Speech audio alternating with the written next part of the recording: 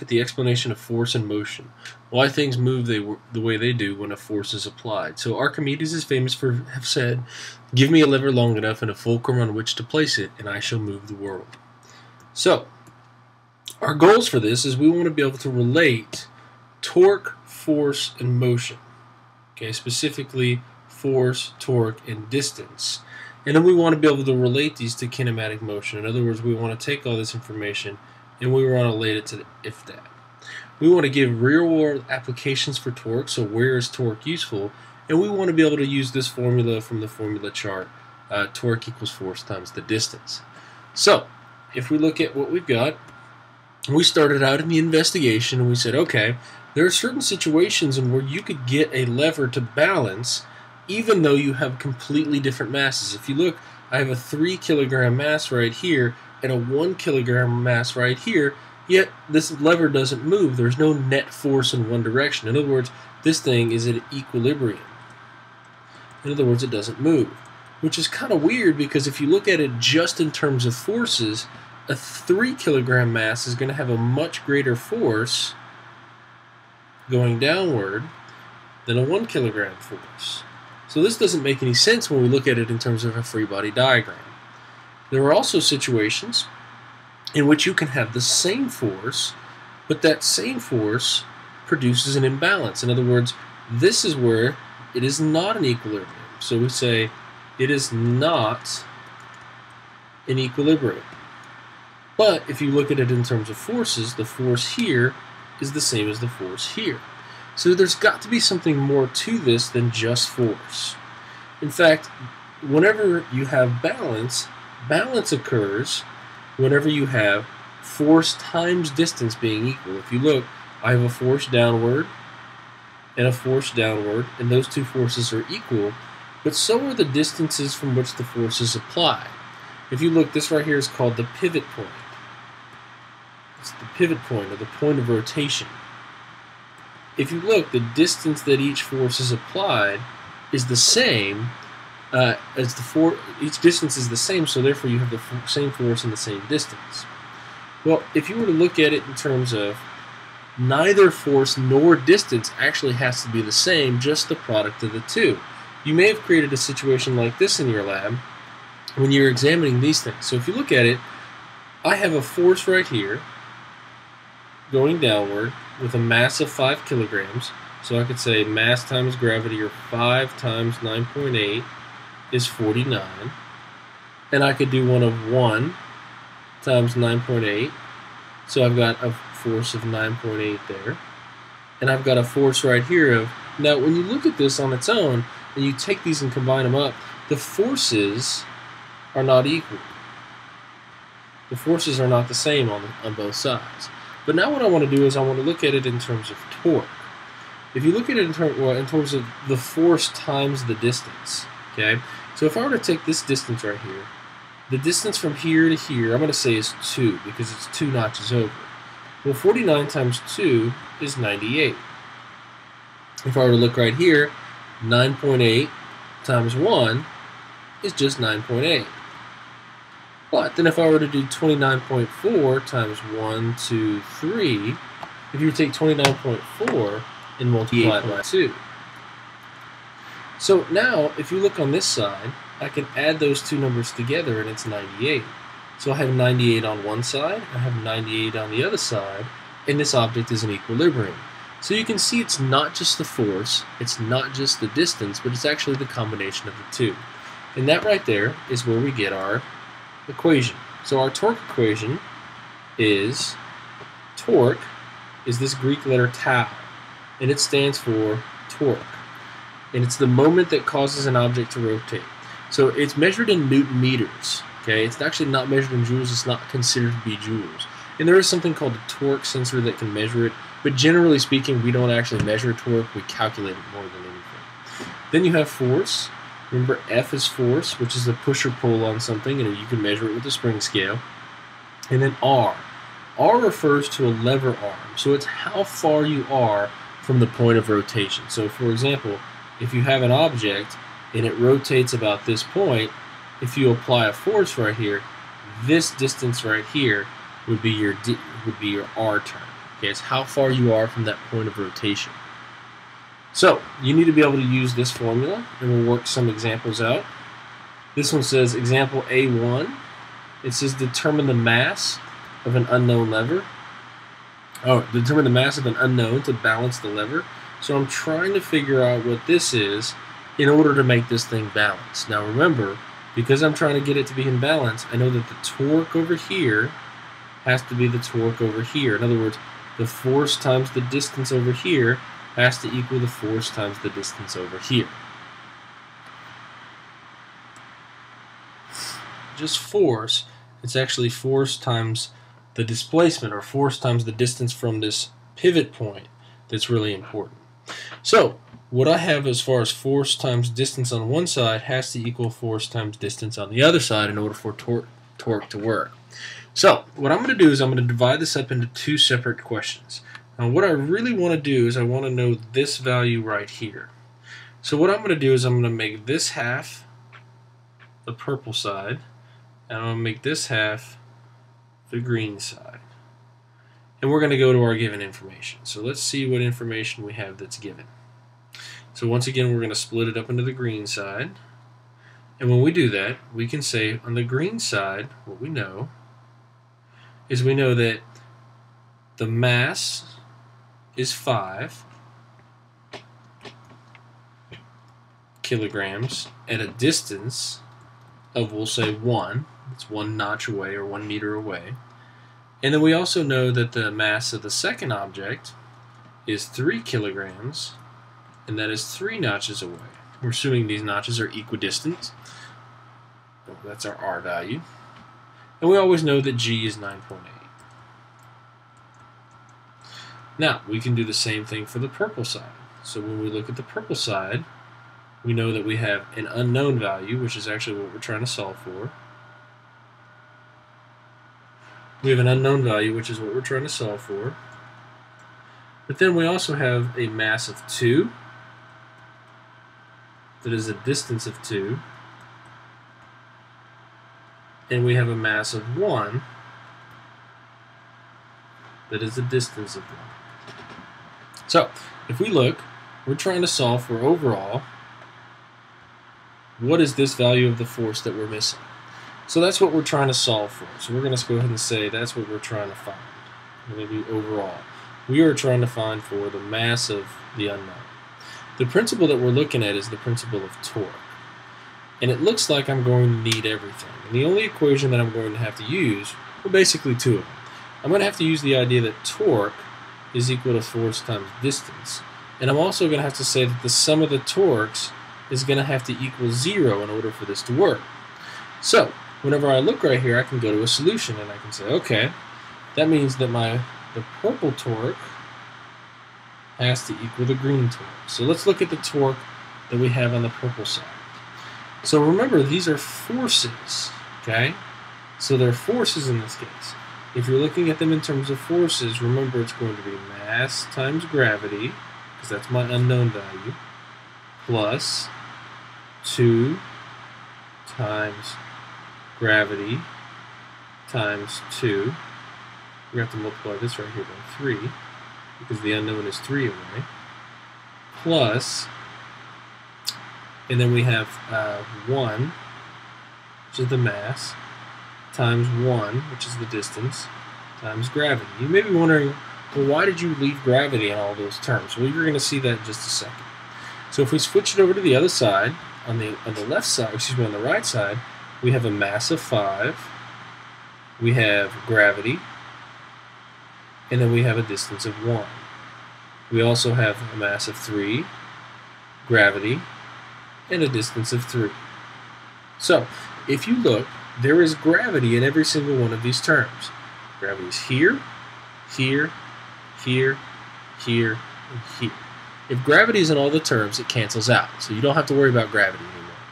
So now let's take a look at what else we know.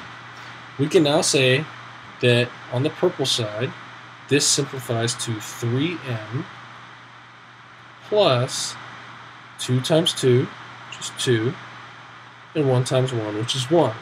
When you add those together, you end up with 5. Now when we do the green side, we get 5 times 1 is 5, and 3 times 3 is 9. So now we have 14 on this other side. Now remember, these things have to be equal. So now what I can do is I can solve for m just like I would in a regular equation. I can say, okay, I'm now going to subtract 5 from both sides. When I do that, I get 3m equals 9. Divide both sides by 3, and you get the mass has to be 3 on the other side.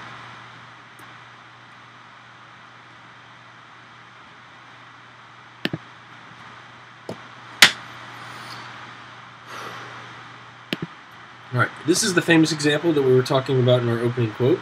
It says, Archimedes made the statement, give me a lever long enough and a fulcrum on which to place it, and I shall move the world.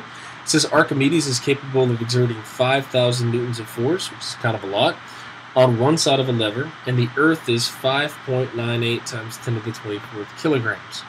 How long must his lever arm be if the Earth fits on one side 12,742,000 meters from the fulcrum?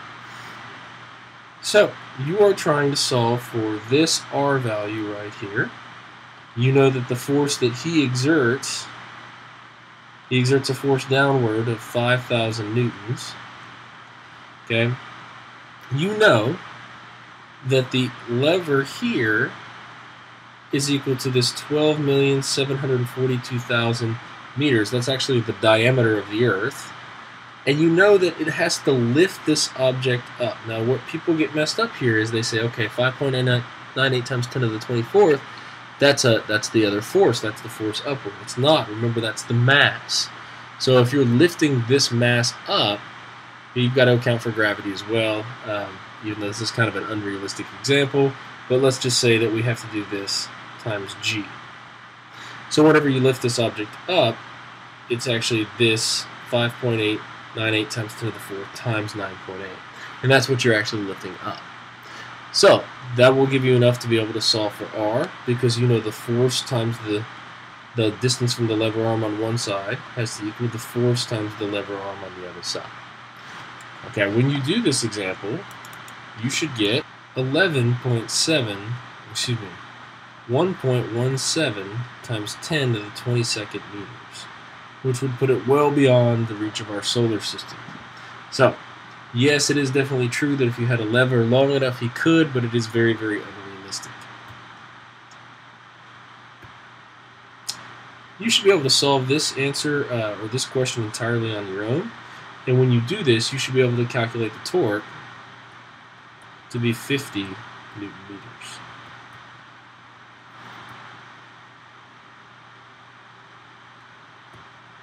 Okay, so relating kinematics or dynamics to kinematics and kinematics to dynamics.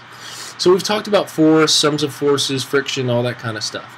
But really what we want to be able to do is relate it to what we've already learned. We want to be able to do that all year. We need to be able to take what we've learned and apply it to what we already know. So if you look, there's a key link between these things. So here are my kinematics motion equations. This is my if-dat stuff. So if you have your if-dat stuff and you want to take force and relate it to there, you notice there is one common variable. That common variable is the acceleration, acceleration, acceleration, and acceleration. Acceleration is the key link between these two. If you can solve for acceleration with this, you've got information to plug in over here and vice versa. That's how you relate force to motion and motion to force. In this example, what we see is a car that is initially traveling at 25 meters per second on a flat road that covers 150 meters in 6 seconds when an engine exerts a force of 400 newtons on the car. It says we have a 1,000 kilogram car. It says determine the coefficient of friction between the tires and the road. So we're trying to solve for the coefficient of friction, but I'm given a lot of if-dat information, and I'm given the mass of the car. So I know that this is going to be a multi-step question because I've got to relate force back to kinematics motion variables. Okay, in this example, what we have is we have a car that's initially traveling to the right. It's traveling to the right at 25 meters per second. And what you want to know is, it does that for 150 meters. And what you eventually want to solve for is you want to look at the friction between the tires and the road. So what we want to do is we want to assign everything a variable to begin with. Remember, so let's go ahead and go to the given information. If we look at our given information, you are given the displacement that the car travels. And the displacement that it lists, it says that's 150 meters. Okay, you also have the initial velocity that it gives you, and that's listed as 25 meters per second. And you also have that the time that it takes is 6 seconds. Now, you know that this is going to end up being a two-step question, and the reason why is you want to find something that has to do with force. So we know we're going to have to link Newton's second law with if that. And so those are the two principles we're trying to do. Whenever you're trying to link force and motion, remember that acceleration is the key to go from one to the other. So we want to look at what other information we have. We also have the mass of the car. So we'll go ahead and say the mass of the car is 1,000, and that'll be useful in looking at forces. And we always know that G is 9.8 meters per second squared on Earth. So, if we take a look at what we know that the formula that we're going to use, we're going to apply if that for. So remember, acceleration is our key. It's our link from one to the other. So if we look, I have initial velocity, I have displacement, I have time, and I'm trying to solve for acceleration to link these two.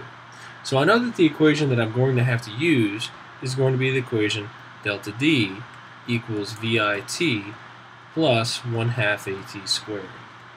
Now I know once I can solve that, I'm going to have to use the formula F equals MA, remembering that F is actually the sum of the forces. And using that will then allow me to calculate what friction is, and we'll go on from there. So, as far as any irrelevant information, I'm not really sure at this point because there's kind of a lot going on. So let's look at see what we know and what we don't. So let's zoom out and zoom to our solution, and let's try and figure this out. So, what we do know is that we can use our if-that equations. We can plug in and we can say 150, which is our displacement, equals 25 times 6. 25 times 6 plus 1/2 of A, which is what I'm trying to solve for at this point, times 6 squared. When you do this, you get 150 equals 150 plus 18A. 6 squared is 36 times 2, or divided by 2 is 18. So right away you should see something kind of strange. Whenever you get a little bit simpler, you actually end up subtracting 150 from both sides. You get 0 equals 18A. So that means the acceleration has to be 0. In other words, this is a situation in which the car is moving at a constant velocity. If the car is moving at a constant velocity, what that tells us in terms of forces is we can say that the sum of the forces equals 0. Because remember, the sum of the forces is mass times acceleration. If acceleration is 0, then the sum of the forces has to be 0. So, if we look at our two forces that we have one that's exerted on the car this way by the engine, and one that's exerted this way by the friction.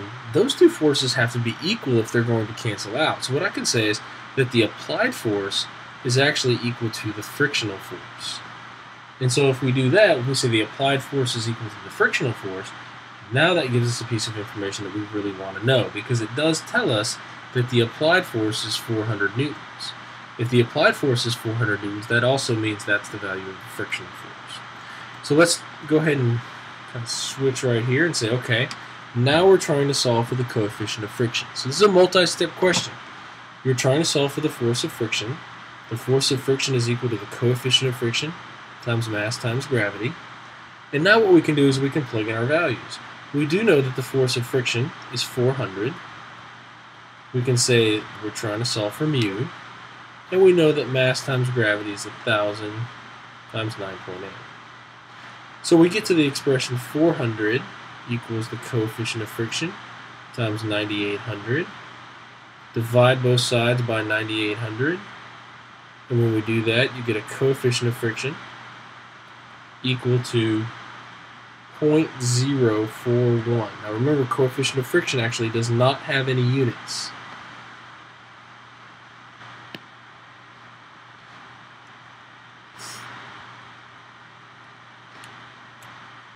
Alright, this one says that a car is initially at rest and is subjected to the forces below for 150 meters to determine the final velocity of the car. So if you look, I'm trying to take information about force and I'm trying to relate it to eventually final velocity. Now remember, acceleration is the link between those two. So if we take a look at what we know that we have an applied force, we have a frictional force, we've got a weight and a normal force. So the key to this particular question is going to be in the fact that the sum of the forces equals mass times acceleration. Remember, normal force is going to cancel out with weight, and this frictional force is going to go away, and this is going to change to be 60 left over. So you've got a sum of the forces. In addition to that, you can use the weight as equaling mass times gravity, and you can solve for the mass very, very easily. Okay, when you do that, all you have to do is take the 10,000 newtons of force and divide by 9.8. And when you do that, you get a mass of 1,020 kilograms. Once you have a mass of 1,020 kilograms, you now have the information that you need to solve for A. And in fact, in this case, A is going to be a very, very small number.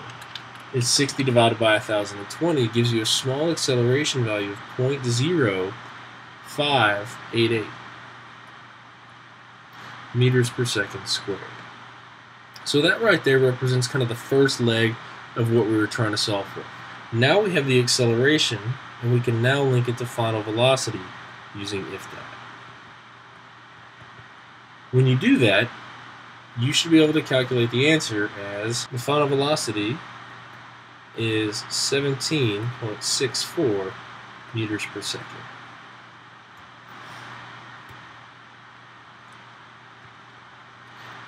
Okay, in this question, this is example B3. This is a 500 kilogram box is being pushed on a horizontal surface with a net force of 100 newtons to the right. How far will the box move if it was initially traveling at 2 meters per second? Now, you should be able to solve this one entirely on your own, and when you do,